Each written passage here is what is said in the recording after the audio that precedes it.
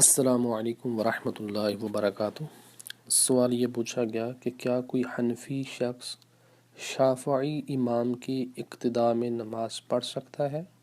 اگر پڑھ سکتا ہے تو نماز فجر میں جب وہ قنوت پڑھیں گے ہاتھ اٹھا کر تو اس وقت یہ کیا کرے گا؟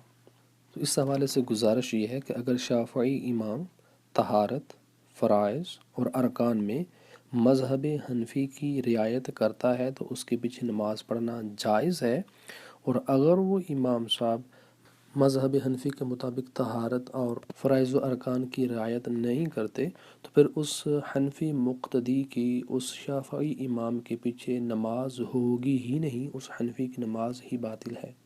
یعنی اگر وہ شافعی امام کسی ایسے کام کا مرتکب ہو جو مذہب احناف کے مطابق وضو توڑ دیتا ہے، یا ایسا کام کرتا ہو جو نماز فقہ حنفی کے مطابق اس کے کرنے سے ٹوٹ جاتی ہے، تو اس کا مطلب یہ ہے کہ وہ مذہب حنفی کی رعایت نہیں کرتا، لہٰذا اس کے پیچھے حنفی مقتدی کی نماز نہیں ہوگی۔ جس کی ایک سادہ سی مثال، جیسے سر کے اندر مسح کرنا، تو احناف کے نزدیک چوتھائی سر کا مسح کرنا یہ فرض ہے وضو کے اندر، لیکن اگر وہ شافعی امام لیس دین کوارٹر آف ہیڈ، ایک سر کے چوتھائی حصے سے کم کا مسح کر کے نماز پڑھا رہا ہے تو اس کے پیچھے نماز حنفی کی نہیں ہوگی۔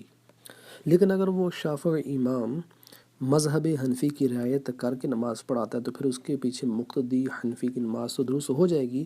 پیچھے سوال یہ رہ جائے گا کہ اگر فجر کی نماز پڑھیں گے تو فجر کی نماز میں شافعی لوگ دعائے قنوت پڑھتے ہیں ہاتھ اٹھا کر، تو یہ کیا کرے گا؟ وہ تو دعا مانگتے ہیں۔ تو اس حوالے سے فقہائے احناف نے یہ لکھا ہے کہ وہ حنفی مقتدی اپنے ہاتھوں کو چھوڑ دے، سائڈوں پہ لٹکا لے اور خاموش کھڑا رہے۔ ھذا ما ظہر عندی واللہ ورسولہ اعلم۔